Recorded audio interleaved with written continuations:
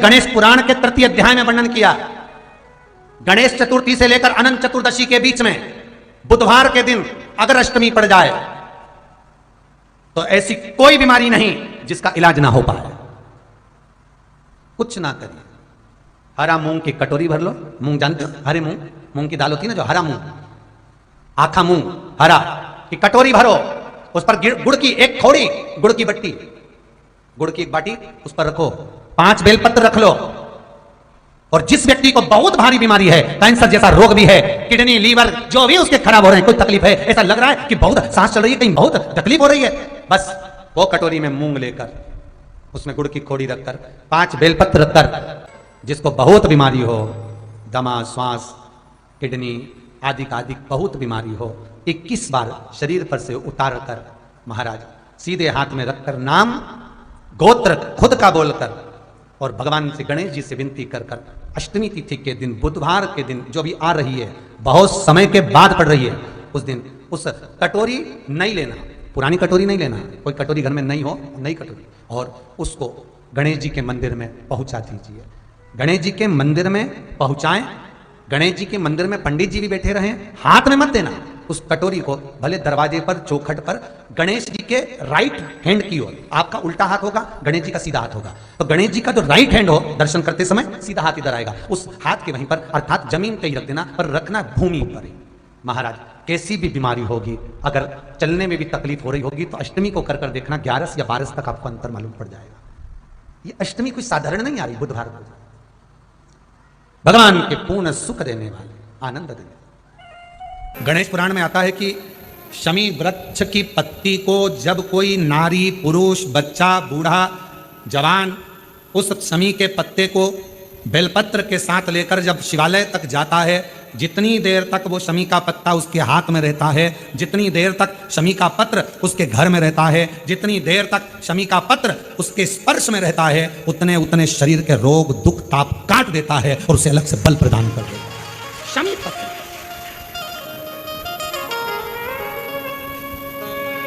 जब व्यक्ति का विल पावर डाउन होता है ना, उसको लगता है ये होगा कि नहीं होगा, होगा कि नहीं होगा, उसको 5 मिनट शमी वृक्ष के नीचे चले जाना चाहिए, 5 मिनट, इससे ज्यादा नहीं, या शमी की पत्ती को रख लेना चाहिए। पहले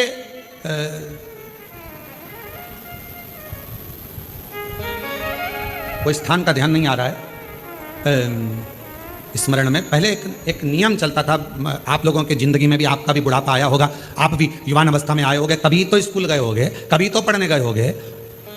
सबसे पहले अगर हमारे विद्याध्ययन को निकालेंगे तो हमारे यहाँ एक नियम चलता था कि शमी की पत्ती को किताब के अंदर उसको विद्या के रूप में रख लिया जाता था। बाद में ये नई नई डिजाइन की पत्ती आ गई तो विद्या का पेड़ पैदा कर दिया इनने, अब वो विद्या का पेड़ पैदा कर दिया तो विद्या को रखने लगे। विद्या की पत्ती को लोग शमी की पत्ती समझने लगे क्योंकि उसमें भी ऐसी पत्तियां निकली रहती है और शमी की पत्ती भी ऐसी ऐसी निकली रहती है। तो पहले नियम था कि किताब के अंदर शमी की पत्ती को रख लेते थे और कहते थे इसमें विद्या है, इसमें विद्या है। विद्या का मतलब क्या, उसको बल मिलता था, एनर्जी मिलती थी। एग्जाम में बैठा, कॉम्पिटिशन एग्जाम में बैठा, जब वो कोई इंटरव्यू देने के लिए बैठा या टेस्ट देने के लिए बच्चा बैठा तो वह खुश होता था, मेरी किताब में शमी, मेरे किताब में विद्या रखी है। विद्या से मतलब आज के जमाने में लोग विद्या का पेड़ की पत्ती रख लेते हैं, पर रखते क्या थे, जम के बोलो, शमी की पत्ती रखी क्या जाती थी, शमी की पत्ती। और वो शमी की पत्ती क्या देती थी, उस बच्चे को बल देती थी, एनर्जी देती थी। डामाडोल नहीं होगा, टेंशन मत लेना, विल पावर कमजोर नहीं होगा, पत्ती रखी है शमी की, उसके नजदीक में है, शमी बल देती है। जो ये ऑनलाइन कथा चल रही है, ये शमी मंदार शिव महापुराण की कथा चल रही है, शमी कथा। और बहुत सावधानी से इसका स्मरण करिएगा कि एक शमी के वृक्ष की पत्ती कितना बल दे, कितना। शायद आप लोगों में भी कोई ना कोई तो ऐसा होगा जिसने बचपन में विद्या की पत्ती रखी होगी। वो विद्या की पत्ती बाद में आई होगी, पहले थी वो शमी की पत्ती। कौन कौन ने रखी, जरा हमने तो रखी, हमने भी रखी। वो पत्ती तोड़ कर रख लेते थे, उसमें विद्या बढ़ेगी, विद्या बढ़ेगी, विद्या बढ़े मतलब बल बढ़ेगा, अपने अंदर एनर्जी आती, बल आता। अब उसको लोग आजकल विद्या की पत्ती अलग से आने लगी तो लोग उसको विद्या की पत्ती तोड़ने लगे, नहीं तो रखते थे वो शमी की। और मैंने तेरे ही भरोसे बाबा, तेरे ही भरोसे हवा बिच उड़ती जावांगी बाबा, डोल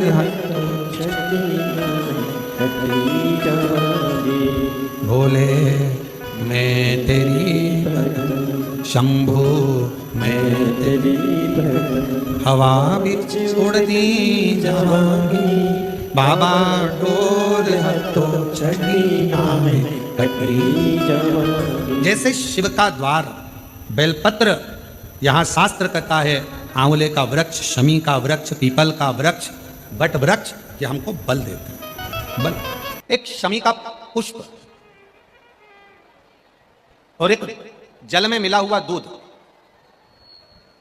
जल में मिला हुआ दूध और एक शमी का पुष्प। थोड़ा ध्यान देना कथा की ओर, बहुत भाव से श्रवण करिएगा।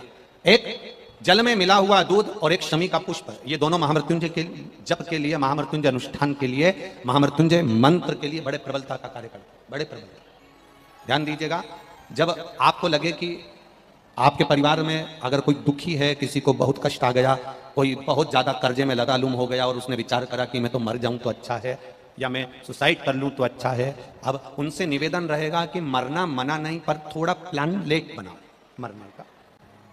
हम ये नहीं कर रहे कि तुम मत मरो, पर थोड़ा प्लान लेट करो। आज मरने का विचार करा है तो थोड़ा सा 15 दिन रुक जाओ, फिर विचार करना 15 दिन बाद, 20 दिन बाद कि मरूं कि नहीं मरूं। पर एक कार्य जरूर कर देखना, रुद्राक्ष की माला से महामृत्युंजय मंत्र का जाप शंकर जी के मंदिर के सम्मुख में, नंदीश्वर के पास में बैठकर शिव के सम्मुख को देखते हुए, शंकर के शिवलिंग को देखते हुए, शमी के पुष्प को अपने सामने रखकर एक बार महामृत्युंजय मंत्र का 108 बार जाप कर कर शमी का पुष्प उस पात्र में से, कटोरी में से उठाकर जाप पूरा होने के बाद शंकर को समर्पित करो। और शंकर को समर्पित कर कर फिर विचार करना, 15 दिन, 20 दिन, 1 महीना रुकना कि तुम्हें बाबा ने जो तुमने मांगा वो तुम्हें दिया कि नहीं दिया। उसके बाद विचार करना कि जाऊं कि ना।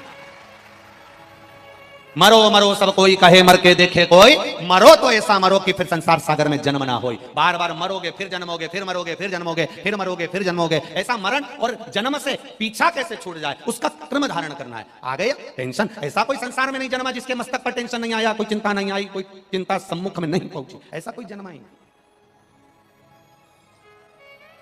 आ गया थोड़ी परेशानी, आ गया थोड़ा कष्ट, एक शमी का पुष्प सम्मुख रखकर महामृत्युंजय मंत्र का अनुष्ठान कर कर। और यदि आप नहीं कर सकते हो, आपको लग रहा है कि मेरे दुख की घड़ी चल रही है, समस्या की घड़ी चल रही है, बहुत रोग चल रहा है, बहुत बीमारी चल रही है, बहुत कष्ट चल रहा है, उस समय पर आप अगर नहीं कर सकते हो तो जो आपके प्रिय, आपके स्नेही, आपसे मिलने वाले जो ब्राह्मण देवता, जो भू देवता हो, उनके चरणों में जाकर नमन कर कर, प्रार्थना कर कर, उनसे विनय कर कर कह सकते हो, महाराज जी बहुत टेंशन का जीवन चल रहा है, बहुत कष्टमय जिंदगी चल रही है, आप कृपा करो मेरे लिए एक बार महामृत्युंजय का अनुष्ठान शमी का पुष्प रख कर दीजिए। बाबा ब्राह्मण देवता, मुझे विश्वास है कि मेरा भोलेनाथ मेरा हाथ पकड़ लेगा और मुझे इस भवसागर से पार उतार देगा। एक शमी के पुष्प में वो बल होता है, एक शमी के पुष्प में वो भाव होता है, एक शमी के पुष्प में वो आनंद होता है कि महामृत्युंजय के अनुष्ठान का, महामृत्युंजय मंत्र के बल का एक आनंद सुख हमें तुरंत प्रदान कर देगा, तुरंत देगा। जैसे बेलपत्री के मध्य भाग, बड़ा ध्यान दीजिएगा, ये बेलपत्र है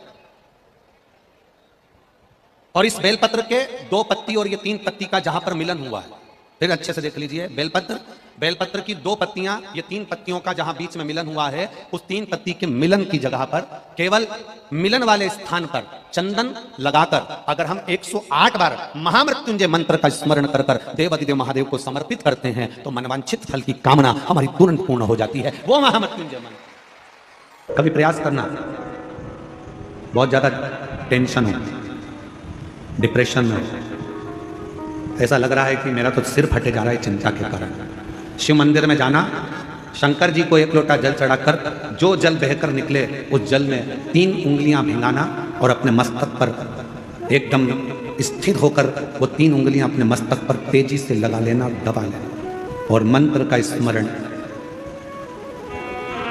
भीतर के भीतर ओम नाद करिएगा।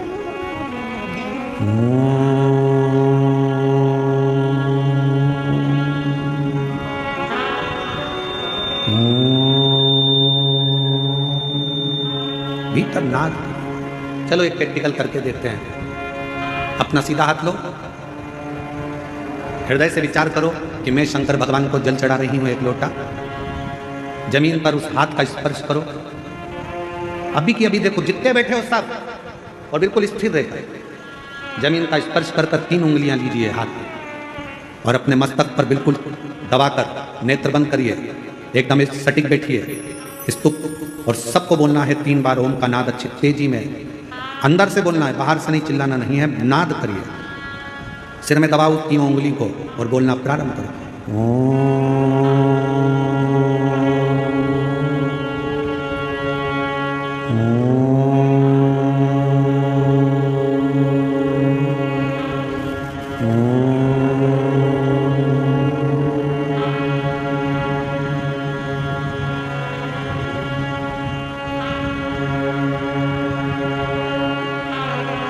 अब अपने हाथ को हटाओ और आंखों को धीरे धीरे खोलो। आपको ऐसा महसूस होगा कि ऐसा लग रहा है कि मैंने 12 ज्योतिर्लिंग यहीं दर्शन करेंगे। एक क्षण में शिव का सात्विकता, शिवोहम शिवोहम शिवोहम, शिव मेरे भीतर और मैं शिव के भीतर हूं, तो दर्शन। भीतर शिव है, बाहर शिव है। सृष्टि में हर जहां डिप्रेशन आए, शिव को एक लोटा जल चढ़ाया, जल लिया और लगा लिया अपने सिर पर, 3 उंगलियां लगाकर बैठ गए। 2 क्षण के लिए 3 बार ओम का नाद करा, लंबे स्वर में, आंख नहीं खोलना। धीरे से जब उंगलियां पूरी हट जाए तब धीरे धीरे आंखों को खोलो। आपको ऐसा महसूस होगा, शिवोहम शिवोहम शिवोहम शिवोहम, शंकर मेरे भीतर है, मैं शिव के भीतर हूँ। संसार में शिव, शिव में संसार है, और मेरे सारी तकलीफ, सारा दुख, सारा कष्ट मेरे शंकर का है। अब मैं जानती हूँ कि मेरा कष्ट शिव मिटा देंगे, शिव मिटा। शिव कथा कह रही है, हमने अभी तक क्या देखा? उसने हमारा बुरा कर दिया, किसी ने हमारे दरवाजे पर नींबू पटक दिया, किसी ने हमारे दरवाजे पर मिर्ची पटक दी। कहाँ हम पड़े हैं? इतने चतुर होने के बाद, इतने विद्वान होने के बाद भी आज भी हम उस भ्रम में पड़े हैं कि किसी ने नींबू काट के पटक दिया, किसी ने मिर्ची काट के पटक दी। अरे तुम्हें दरवाजे पर लिख देना चाहिए, 1 नींबू से काम नहीं चलेगा, 12 नींबू एक साथ पटको तो अचार डाल के खा जाऊंगी। किस भ्रम में जी रहे हैं हम? ढोंग और प्रपंच की जिंदगी से बाहर निकलो, भ्रम की जिंदगी से बाहर निकलो। किसी ने नींबू पटक दिया तो दुख हो रहा है, किसी ने मिर्ची पटक दी तो दुख हो रहा है, किसी ने कुछ कह दिया तो दुख हो रहा है, दरवाजे पर कोई सिंदूर पटक गया तो सोचने में आ गया कहां जाऊं, किससे कहूं, दुख हो रहा है। शिव महापुराण की कथा कहती है, मेरा देव अधिदेव महादेव शिवालय में रहता है। शंकर का जो मंदिर होता है उसको मंदिर नहीं कहते, उसको शिवालय कहते हैं। शिवालय मतलब जहां मेरा शंकर रहता है वो शिवालय कहलाता है। शिवालय का मतलब होता है उसमें भूत प्रेत डाकनी पिशाचनी देवता देवी देव सब कोई, पितृ आदि कादिक जितने देव हैं, संसार के 33 कोटि देवी देवता जितने भी हैं, सब देवादिदेव महादेव के पास आते हैं, सब भगवान शंकर के पास आते हैं, सब भगवान शिव के पास आते हैं, सब भगवान की शरणागति में आते हैं। जितने भी देव हैं, जितने देवता, चाहे वो असुर भी हैं, राक्षस भी हैं, कोई भी है, वो शंकर की शरणागति में आ रहा है। तो शिव में निवास कर रहे हैं, शंकर भगवान शिवालय में रह रहे हैं, सब कुछ है वहां, सब विराजमान है वहां पर, कोई खाली, सब बैठे।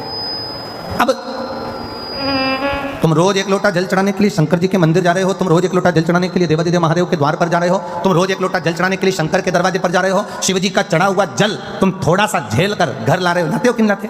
अरे बोलो तो जम के, लाते हो ना? थोड़ा सा जल झेल कर अपने घर लेकर आते हो, उस जल को अपने घर पर छींट देते हो, लोगों को आचमन करने के लिए, पीने के लिए दे देते हो। ईमानदारी से बोलना, सारे भूत, सारे प्रेत, सारी डाकनी, सारे पिशाच, सारे देवता, सारे असुर, सारे ग्रह, सारे नक्षत्र जब शंकर जी के पास हैं और तुमने उसको जल चढ़ाकर अगर लेकर आ गए, फिर दुनिया में किसकी सामर्थ्यता है जो तुम्हारा बुरा कर दे, अगर कालाधिपति तुम्हारे साथ नहीं। अकाल मृत्यु वो मरे जो काम करे चंडाल का, काल उसका क्या बिगाड़े जो भक्त हो महा काल का। जो शिव की आराधना करता है, शंकर की उपासना करता है, शिव तत्व को जो जानता है, शंकर के मंदिर जाना जिसने चालू कर दिया, शिव की आराधना करना जिसने चालू कर दिया, शंकर का गुणगान करना जिसने चालू कर दिया, फिर ये ना सोचना कि किसी ने नींबू पटक दिया, किसी ने मिर्ची पटक दी, कहीं उसको भूत आ गए तो कहीं उसको प्रेत आ गए। ये सब ढोंग और प्रपंच और छल से दूर हो जाओ। जो शंकर का है वो जानता है कि शिव शमशान में निवास करते हैं, और वो शमशान कोई साधारण सी जगह नहीं, वहां सब मेरे बाबा का दिया हुआ, उसकी दृष्टि में सब सम है, इसलिए उसका नाम शमशान है। वहां कोई बड़ा नहीं, कोई छोटा नहीं। मैनपुरी में अगर बहुत करोड़पति व्यक्ति मरता है तो उसको क्या डनलप के गद्दे पे ले जाते हैं? अरे बोलो तो, क्योंकि हमारे सीओर में तो ऐसा नहीं होता। तुम्हारे यहां पर अगर होता हो तो बात दूसरी है। वो करोड़पति व्यक्ति मरा तो क्या उसको डनलप के गद्दे पे ले जाएंगे? करोड़पति व्यक्ति मरा तो उसको अर्थी पर सुला रहे हैं और गर्मी पड़ रही है तो 2-4 एसी के पकड़ कर ले जाएंगे साथ में। करोड़पति व्यक्ति मरा तो क्या उसको चेन अंगूठी मोबाइल पर सब देकर भेजेंगे? अगर करोड़पति व्यक्ति मरा तो क्या उसको लैपटॉप देकर भेजेंगे? करोड़पति व्यक्ति मरा तो क्या उसको बादाम खिलाकर भेजेंगे? शिव महापुराण की कथा कहती है, शंकर के दरवाजे पर उसका नाम है शमशान। शमशान का मतलब होता है जहां सबकी शान सम है, उसका नाम शमशान है। सब अमीर हो गरीब हो सब सम है उसके दरवाजे पर, इसलिए उसकी शान सबकी सम रखता है। वो शमशान है, वो शिव का धाम है, वो शंकर की चौक